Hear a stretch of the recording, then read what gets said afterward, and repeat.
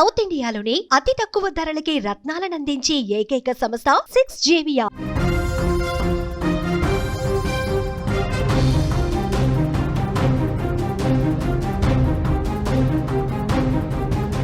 వికారాబాద్ జిల్లాలో దారుణ ఘటన జరిగింది. భర్తను దారుణంగా భార్య చంపేసింది.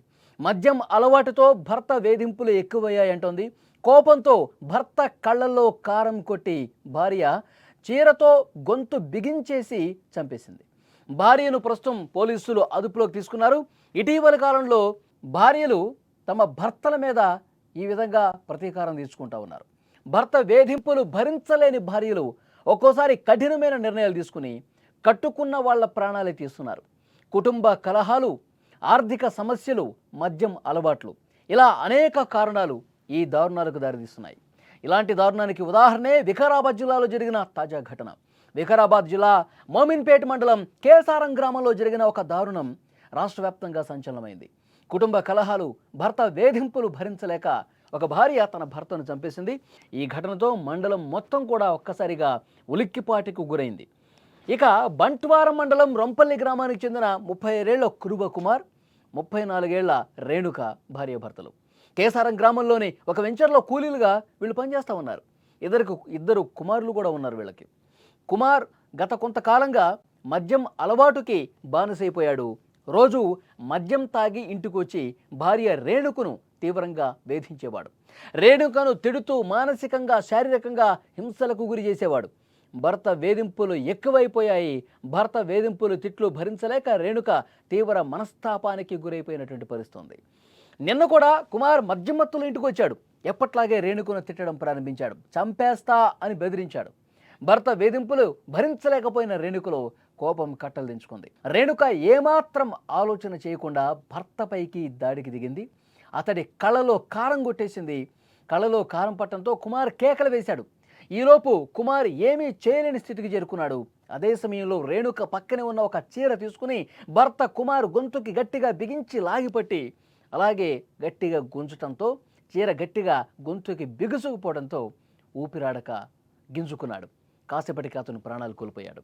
కుమార్ చనిపోయాడు అని నిర్ధారించుకున్న తర్వాత రేణుక స్థానికులకు విషయం చెప్పింది. ఈ ఘటనతో కేసారం గ్రామంలో తీవ్ర కలకలం రేపింది. సమాచారం అందుకున్న పోలీసులు వెంటనే ఘటనా స్థలానికి చేరుకున్నారు. మృతదేహాన్ని స్వాధీనం చేసుకున్నారు. కేసు నమోదు చేసి దర్యాప్తు ప్రారంభించారు. పోలీసులు రేణుకను అదుపులోకి తీసుకుని విచారిస్తున్నారు. ప్రస్తుతం నిజంగా వేధింపులే కారణమయ్యాయా? నిజంగా మద్యం మత్తులో ఈ విధంగా దారుణాలు చేశాడా? అందుకే ఈ విధంగా చంపేశావా? దీనికి అసలు వాస్తవాలు తేల్చే పనిలో పోలీసులు ఉన్నారు. పోలీసుల విచారణలో నేరాన్ని అంగీకరించింది. తన భర్త వేధింపులు, మద్యం అలవాటు, నిత్యం శారీరకంగా, మానసికంగా కుంగదీయటం, మానసికంగా వేధింపులకు గురి చేయటం, తిట్టడం, కొట్టడం ఇవన్నీ చేశాడు. నేనిక భరించలేకపోయానని పోలీసులతో వాపోయింది. రేణుకను ప్రస్తుతం అరెస్ట్ చేశారు. రిమాండ్కు తరలించారు. పోస్ట్ మార్టం నిమిత్తం మృతదేహాన్ని ఆసుపత్రికి పంపించిన పరిస్థితి. ఈ ఘటన తర్వాత ఇద్దరు పిల్లలు తల్లిదండ్రులు లేకుండా అనాథలైపోయారు. వికారాబాద్ జిల్లాలో జరిగినటువంటి ఈ ఘటన ఒక షాక్కి గురి చేసింది అక్కడ ఉన్న స్థానికులందరినీ కూడా. సో భార్యాభర్తల మధ్య ఎప్పటికీ గొడవలు ఉంటాయి, గొడవ పడుతూ ఉంటారు, మళ్ళీ కలిసిపోతారు అలా అనుకున్నారు. కానీ చుట్టుపక్కల వాళ్ళు ప్రాణాలు తీసే వరకు వెళుతుందని చెప్పి వాళ్ళు మేము ఊహించలేదు. సరే దారుణం జరిగిందని చెప్పి స్థానికులు కూడా, ఎందుకంటే పోలీసులు ఎంక్వైరీ చేస్తారు, చుట్టుపక్కల విచారిస్తారు. నిజంగా ఇదే జరిగిందా లేకపోతే వేరే కారణాలు ఏమైనా ఉన్నాయా, వీళ్ళ బిహేవియర్ ఏ విధంగా ఉండేది, గత కొంతకాలంగా వీళ్ళ మధ్య ఎలాంటి గొడవలు జరుగుతున్నాయి, మనస్పర్ధలు ఉన్నాయి, వీటన్నిటిని కూడా పోలీసులు ఇన్వెస్టిగేట్ చేస్తున్నటువంటి పరిస్థితి ఉంది. ఇలాంటి ఘటనలు పునరావృతం కాకుండా ఉండాలంటే కుటుంబంలో శాంతి, సహనం చాలా అవసరమని ఇప్పుడు మానసిక నిపుణులు కూడా సూచన చేస్తూ ఉన్నారు. పోలీసులు ఈ కేసును అన్ని కోణాల్లో దర్యాప్తు చేస్తూ ఉన్నారు. ముఖ్యంగా గత కొన్ని రోజులుగా వాళ్ళ ప్రవర్తనని ఏ విధంగా ఉండేది, వాళ్ళ మొబైల్ ఫోన్స్ను కూడా చెక్ చేస్తూ ఉన్నారు.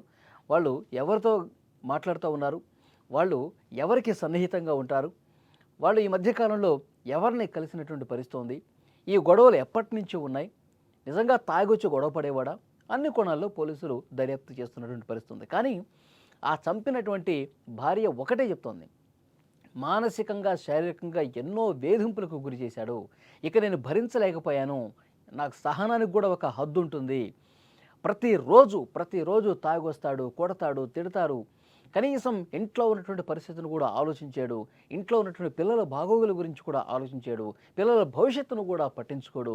ఎప్పుడు తాగొచ్చి ఈ విధంగా వేధింపులకు గురి చేస్తాడు, నా సహనం నశించింది కాబట్టి ఈ విధంగా చేశాను అని పోలీసుల ముందు బోరున విలపిస్తూ చెప్పినటువంటి పరిస్థితి. ఇప్పుడు తండ్రి చచ్చిపోయాడు, తల్లి కటకటాలలోకి వెళ్ళింది భర్తను చంపిన కారణంగా. ఆ ఇద్దరు పిల్లలు అనాథలైనటువంటి పరిస్థితి ఉంది.